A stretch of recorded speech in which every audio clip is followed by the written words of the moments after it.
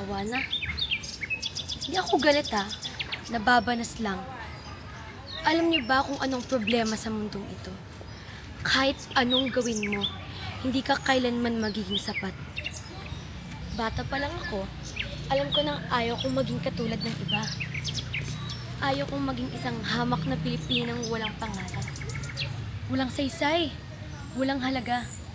Sino bang gustong manatiling mababa?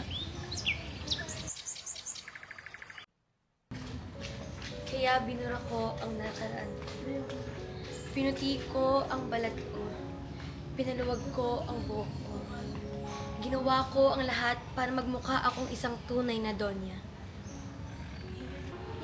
At ngayon, tignan niyo ako.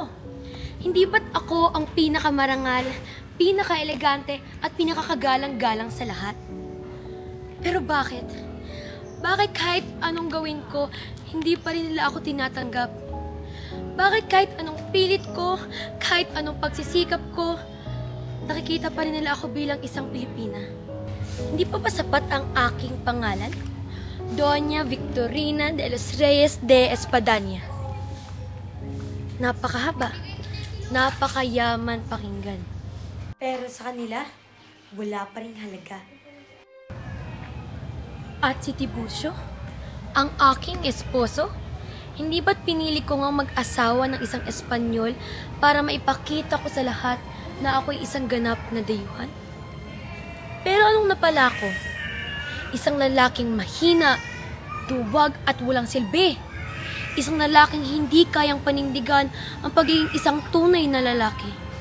Hindi siya marangal, hindi siya makapangyarihan. At hindi siya ang Espanyol na tulad ng inaakala ko. Pinili ko siya para sa pangalan. Pinili ko siya para sa respeto. Pero ano? Ako ang bumubuhay sa kanya. Ako ang nagbibigay ng pangalan sa kanya. Kung wala ako, sino ba siya? At kung hindi ako ito, sino ba ako? Hindi bale. Hindi ko sila kailangan.